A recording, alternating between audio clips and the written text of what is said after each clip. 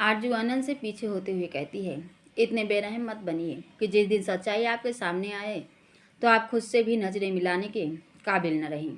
उसकी बातें अनंत को और भी गुस्सा दिला देती हैं। वो जोर से आरजू का मुंह दबाते हुए कहता है, सच्चाई की बातें तुम्हारे मुंह से अच्छी नहीं लगती, और बेरहमी तो अभी मैंने शुरू भी नहीं की। अब तक बस तुमने मेरा इश्क देखा है आरजू कपूर। अब तुम मेरी बेरहमी का वो रूप देखोगी जिसकी तुमने कल्पना भी नहीं की होगी। ये कहकर वो बेरहमी से आरजू का ब्लाउज फाड़ देता है। आरजू चिल्ला पड़ती है, नहीं, और खुद को चादर से कवर करने की कोशिश करती है। अनंत का दबाव उस पर बढ़ता जा रहा था और आरजू पूरी ताकत लगाकर उसका विरोध कर रही थी, पर अनंत पर उसके आंसुओं का कोई असर नहीं हो रहा था।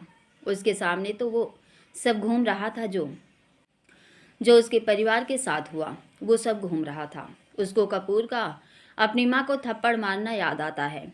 आरजू जो खुद को छुड़वाने की कोशिश कर रही थी, तभी एक चटाक कर की आवाज़ कमरे में गूंज जाती है। कुछ देर के लिए सब कुछ शांत हो गया था। जहाँ थोड़ी देर पहले आरजू की चीखें सुनाई दे रही थी, वहाँ अब बस आरजू की सिसकियाँ सुनाई दे रही थी। वो हार मान चुकी थी। कुछ ही देर में उसके बाकी बचे हुए कपड़े भी जमीन पर पड़े हुए थे। अनंत अपना पति होने का हक वसूलने लगता है। वो जो भी उसके साथ कर रहा था बहुत बेरहमी से कर रहा था। आरजू को बेहद तकलीफ हो रही थी। वो टेबल पर रखा चाकू कसकर अपने हाथ में पकड़ लेती है और कसकर अपनी आंखें बंद कर लेती है। वो जोर से चिल्लाना चाहती थी, पर आवाज़ साथ नहीं दे रही थी। होंठ सिल लिए थे उसने अपने। वो वहाँ से भागना चाहती थी, पर शरीर साथ नहीं दे रहा था। अनंत अब भी उस पर पूरी तरह हावी था और बेरहमी से उसके बदन को नोच रहा था। आरजू की आत्मा चिल्ला रही थी। उसने अब भी चाकू को अपने हाथ में जकड़ रखा था और उसके हाथ से टप टप खून बह रहा था। शायद वो खुद को तकलीफ दे रही थी, जिससे अनंत की दी हुई तकलीफ उसे महसूस न हो। आरजू ने अब भी अपनी आंखें बंद कर रखी थी और बंद आंखों से भी झरझर आंसू बह रहे थे। उसने एक बार भी अनंत की तरफ नहीं देखा था। रात के सन्नाटे में अब केवल आरजू की हल्की हल्की सिसकियां सुनाई दे रही थी। वो बुरी तरह टूट चुकी थी और थक चुकी थी। उसकी हालत लगभग ऐसी थी कि वो अब किसी भी वक्त बेहोश होने वाली थी। इसके बावजूद भी अनंत उसको छोड़ नहीं रहा था। क्या ये सुहाग रात थी? नहीं, ये केवल बलात्कार था। कुछ देर में जब अनंत अपना गुस्सा निकालने के बाद आरजू को बिस्तर से नीचे फेंक देता है और नोटों की एक गड्डी निकाल कर उसके मुंह पर मारता है। इसके बाद वो अपने कपड़े पहनते हुए कहता है, यही औकात है तुम्हारी। इस बिस्तर पर तुम तभी आओगी जब मैं चाहूँगा, जब मुझे तुम्हारे जिस्म की ज़रूरत होगी। आजू अधमरी सी जमीन पर पड़ी थी और नोटों की गड्डी भी वहीं जमीन पर पड़ी थी। अनंत कपड़े पहनकर उठता है और उसके पास जाकर वो पैसे उठाकर उसके हाथ में रखते हुए कहता है, रख लो, तुम्हारी औकात से कहीं ज़्यादा हैं। ये कहकर वो बाहर चला जाता है और जाते हुए रूम लॉक कर देता है। आरजू चादर में लिपटी बेजान सी पड़ी थी। उसका ध्यान बस अपने हाथ में रखे पैसों पर था।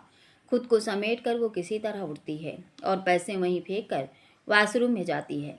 उसकी बॉडी पर जगह जगह काटने के नोचने के नीले के निशान थे और जगह जगह से खून भी बह रहा था। उसकी हालत उसका दर्द बयान कर रही थी। वो सावर खोलकर वहीं बैठ जाती है। उसको यकीन नहीं होता कि अनंत ये सब भी कर सकता है। वो मन में सोचती है, आज अपने गुस्से में आपने हद पार कर दी अनंत जी। बहुत गलत किया आपने, बहुत गलत। तन पर लगे निशान तो मिट जाएंगे, पर मन पर लगे निशान वो कभी नहीं मिटेंगे, कभी नहीं। एक दिन आप बहुत पछताएंगे, बहुत ज़्यादा। दर्द के मारे उसका बदन टूट रहा था। कुछ देर पानी में रहने के बाद वो कपड़े पहनकर बाहर आती है। अनंत ने पहले ही एक अलमारी में उसके लिए कपड़े भर दिए थे, यह कहकर कि कपूर की बेटी को किसी चीज़ की कमी नहीं रहनी चाहिए। आखिर नाजों से पली बड़ी है। पूरी अलमारी अच्छे महंगे और बढ़िया बढ़िया कपड़ों से भरी हुई थी। उसमें हर तरीके के कपड़े थे, सूट, साड़ियाँ, हर वो चीज़ जिसकी ज़रूरत आरजू को थी। मेकअप का सामान भी भरा पड़ा था। अगर किसी चीज़ की कमी थी तो वो थी प्यार की, जो शायद अब कभी नहीं होगा। खैर, धीरे धीरे खुद को घसीटते हुए वो बाहर आती है।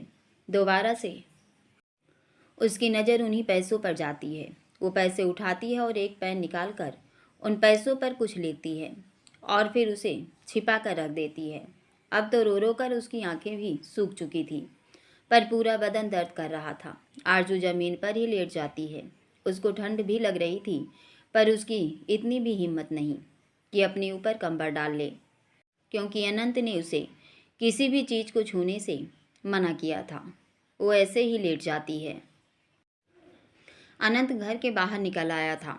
आज अनंत वो करके आया था जो करने की उसने कभी सोची भी नहीं थी। उसे लगा था कि आरजू को तकलीफ देकर उसे सुकून मिलेगा, पर नहीं, सुकून नहीं मिला उसको, उल्टा और तकलीफ बढ़ गई थी उसकी। लेकिन अपने गुस्से की वजह से वो इस बात को मानने को तैयार ही नहीं था। नहीं, कुछ गलत नहीं किया मैंने, कुछ भी नहीं। इसी लायक है वो धोखेबाज। जैसे वो खुद को तसल्ली दे रहा हो। खुद को शांत करने के लिए वो न जाने कितनी सिगरेटें पी चुका था, पर उसका मन शांत नहीं हो रहा था, क्योंकि कहीं न कहीं वो जानता था कि उसने गलत किया है, पर इस वक्त वो ये बात मानने को तैयार नहीं था। रात भी थी जो ख़त्म होने का नाम नहीं ले रही थी। कुछ देर बाद अनंत खुद को ये समझाकर कि उसने जो भी किया है सही किया है, वो खुद इन सब में शामिल हुई है, मैं नहीं लाया उसे, और वैसे भी उसके बाप के लिए किए की सज़ा तो मिलेगी ही। एक बार फिर आनंद गुस्से से भर जाता है और घर के लिए निकल जाता है।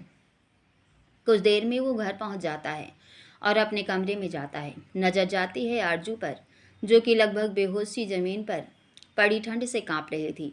उसका पूरा चेहरा पीला पड़ गया था। होठों के किनारों से खून बह बह कर सूख गया था। हाथों पर भी चोटों खरोचों के निशान साफ झलक रहे थे, लेकिन अनंत पर कोई असर नहीं था। उसको तो ये भी महसूस नहीं हो रहा था कि कितनी दरिंदगी कर चुका है वो। बेहद नफरत से वो अपना चेहरा फेर लेता है और बिस्तर पर लेट जाता है, और जल्दी ही उसे नींद आ जाती है। आज वो ऐसे ही कांप कपाती जमीन पर पड़ी रहती है। अगली सुबह सुबह के 10 बज गए थे, पर घर का माहौल एकदम शांत था। ऐसा लग रहा था कि घर में कोई है ही नहीं। जहाँ कुछ दिन पहले तक अनंत और आरजू की हंसी गूंजती थी, चहल पहल रहती थी। आरजू का वह ऊपर से नीचे घूमना रहता था, तो कभी कोई रसोई से आती उसकी और राजू की बातों की आवाज़, पर आज ऐसा लग रहा था जैसे घर में मातम छाया हुआ हो। राजू के लिए भी यकीन करना मुश्किल हो रहा था कि आरजू ऐसा कर सकती है।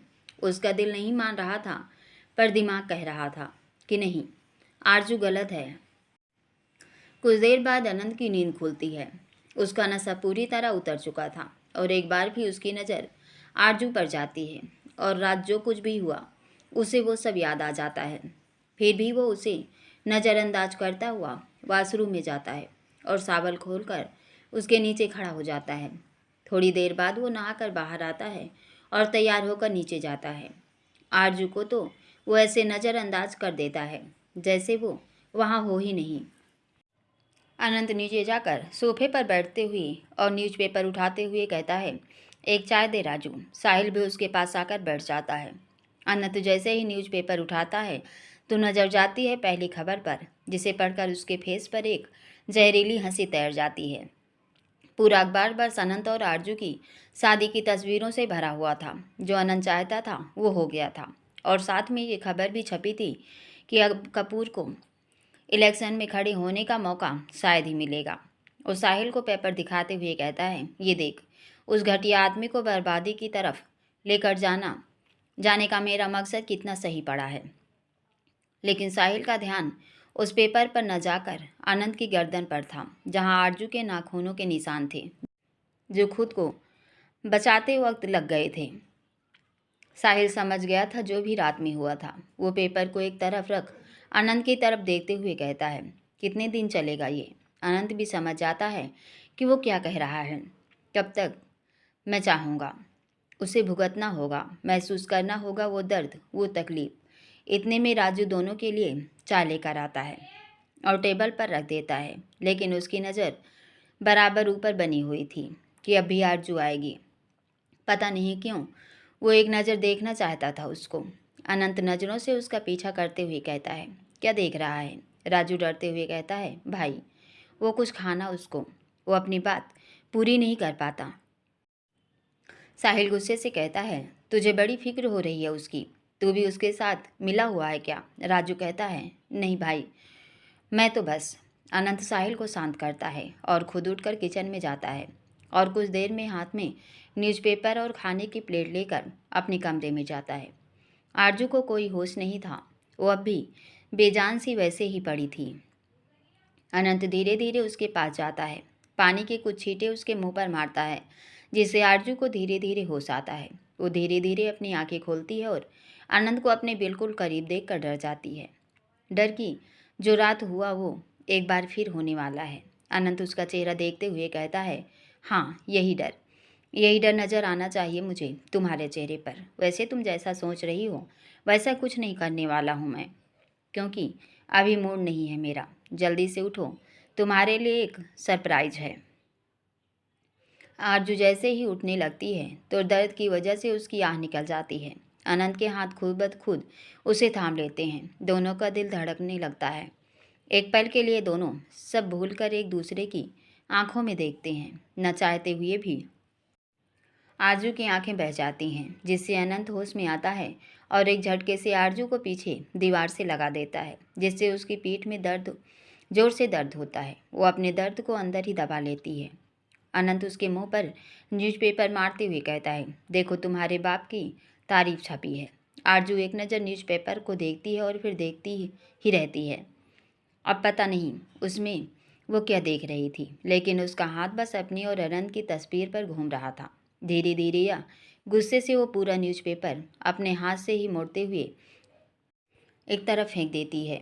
अनंत उसे देखकर कहता है, तो तुम्हें गुस्सा भी आता है? Not bad. वो अपना चेहरा बिल्कुल उसके चेहरे के करीब ले जाकर बोलता है। आरजू भी उसकी आंखों में देख रही थी। अनंत उसके चेहरे पर उंगली फिराते हुए कहता है, क्या हुआ जान, रात को अच्छे से नहीं देखा जो अब देख रही हो?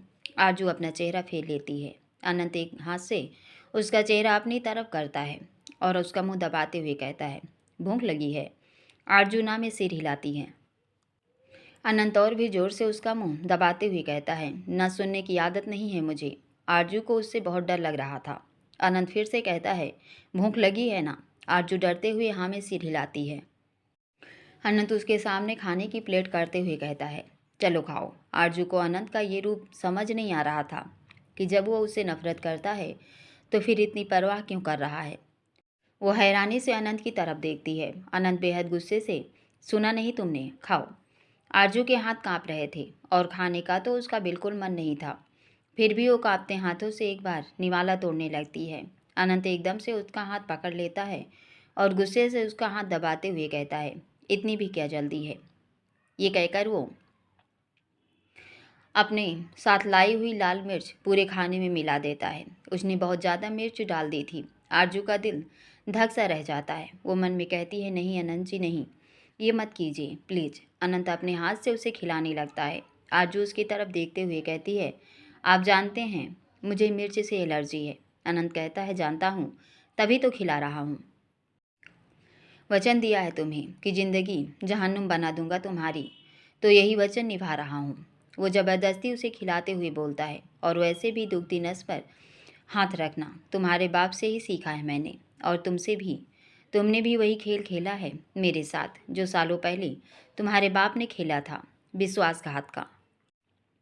वो बेहद गुस्से से बोल रहा था और ज़बरदस्ती उसे खाना खिला रहा था। आरजू का बुरा हाल हो गया था, सांस नहीं आ रही थी उसको। वो एकदम से खाने की प्लेट में हाथ मारती है और खड़े होकर ज़ोर ज़ोर से खांसने लगती है।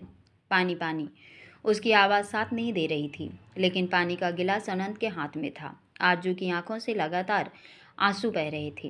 पानी, प्लीज पानी।